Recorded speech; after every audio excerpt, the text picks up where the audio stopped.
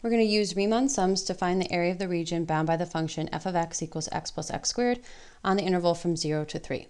So before we begin, let's just look at what we're actually finding. So I have an applet here that will show us some Riemann sums.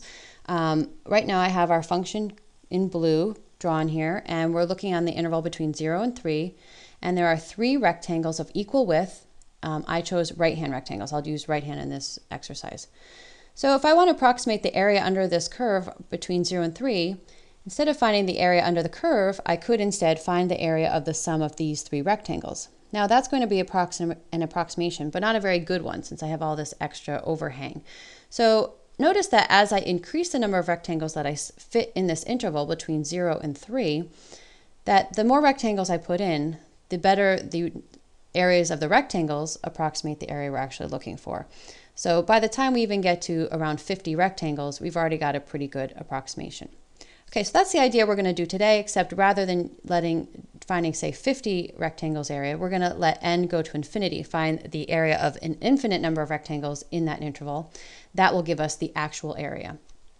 Okay, so let's begin. So if we want to find the area of a bunch of rectangles, we need to add up their widths times their heights, because the area of a rectangle is width times height. So if I take the interval 0 to 3 and I break it up into n pieces, the width of each one of those rectangles is going to be 3 over n. So that's my width.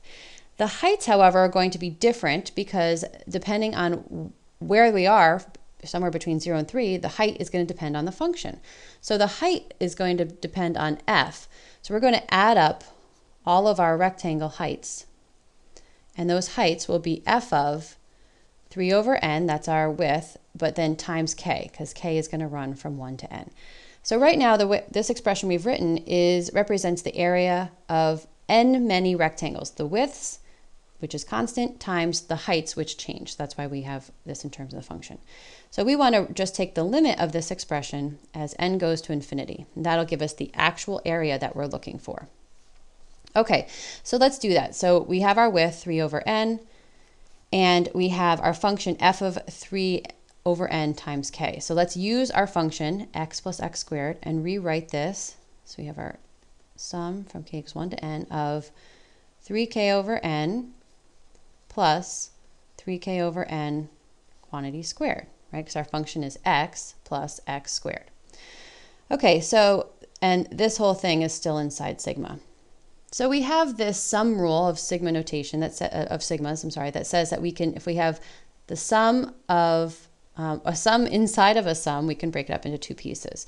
So we're going to use that property to break up our expression. Okay, I'm rewriting the limit as n goes to infinity because I need to keep this expression equal. So these are only equal signs if I keep that limit there. So now I have the sum from k equals 1 to n of 3k over n plus the sum from k equals 1 to n of the expression 3k over n quantity squared. That's a k. Okay, and let's just scroll down, give me a little more room. Okay, but now these sigmas, the index is k. So k is the thing that's changing. The 3 and the n are acting like constants. So we want to pull those out. So, and that's just using the constant multiple rule. I can pull out coefficients.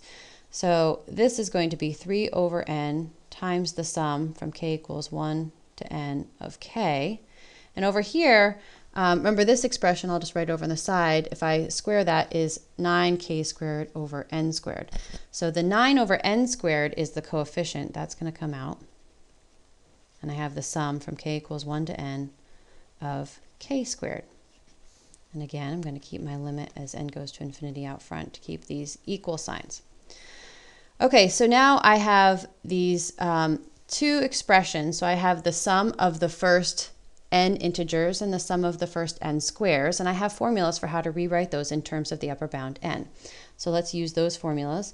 So we have the limit as n goes to infinity of 3 over n, that's our width, and then 3 over n times, okay, the formula for the first n integers is going to be n times n plus 1 over 2, and then we have the formula for the first n squares, that one's n times n plus 1 times 2n plus 1 all over 6.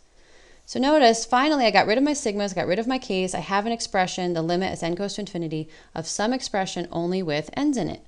Okay, so let's simplify this a little bit. I'm going to distribute my width, 3 over n, to both these terms. And I guess I better give myself some more space.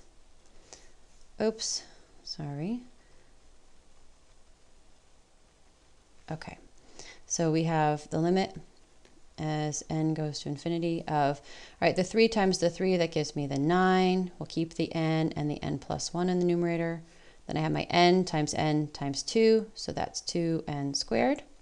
Over here I have 3 times n, 9, 3 times 9 is 27, and leave the rest up in the numerator, n times n plus 1 times 2n plus 1.